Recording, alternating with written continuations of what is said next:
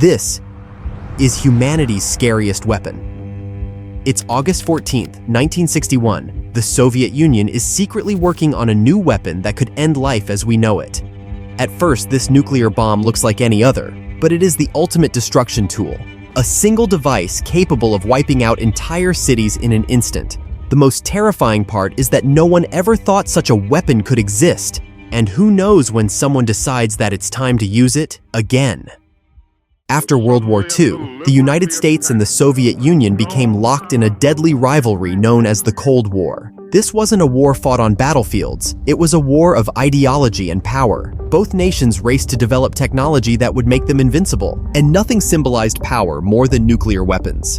In 1945, the United States demonstrated the power of nuclear weapons by dropping atomic bombs on Hiroshima and Nagasaki. They were burned and blackened and swollen. Parts of the bodies were missing, and they were covered with blood, and clothes were tattered. The Soviet Union decided to not be overpowered by the United States and began building their own bombs. By the 1950s, both sides had arsenals capable of causing mass extinction. But for Soviet Premier Nikita Khrushchev, having nuclear weapons wasn't enough. He wanted the biggest and deadliest bomb ever created, something that would make the entire world tremble. The result was the Tsar Bomba, a 50-megaton hydrogen bomb, capable of destruction on a scale never before seen. There was only one problem. How do you build a bomb so powerful that it can destroy everything, but still ensure it doesn't destroy the people testing it? The lead scientist, Andrei Sakharov, had serious doubts about the project. He and his team knew the risks. The bomb was so enormous that it might destabilize the atmosphere or send radioactive fallout across the globe. In fact, the original plan for the bomb was even more horrifying, a 100-megaton version that was scrapped because it was simply too dangerous. Under immense political pressure from Khrushchev, Sakharov and his team pressed on with the project, fully aware of the catastrophic consequences that creating such a weapon could unleash. On the morning of October 30th, 1961, the Tsar Bomba was ready for its first and only test. A Soviet Tu-95 bomber carried the bomb to Novaya Zemlya, a remote island in the Arctic Circle. The bomb was so massive that the plane had to be specially modified to carry it. The crew knew this was no ordinary mission. The bomb was attached to a parachute to slow its descent, giving the plane just enough time to escape the blast radius. At exactly 11:29 a.m., the Tsar Bomba was dropped, and at 11:32 a.m., 3 minutes later, it detonated.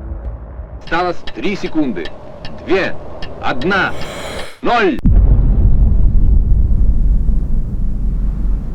The explosion was beyond anything ever seen. The fireball was so massive it could be seen from 600 miles away. The mushroom cloud climbed 40 miles into the atmosphere, nearly 7 times the height of Mount Everest. And the shockwave was so strong that it circled the Earth 3 times. And yet, because of its remote location, the devastation was limited to the barren Arctic wilderness. But if this bomb had been dropped on a populated city, the destruction would have been unimaginable.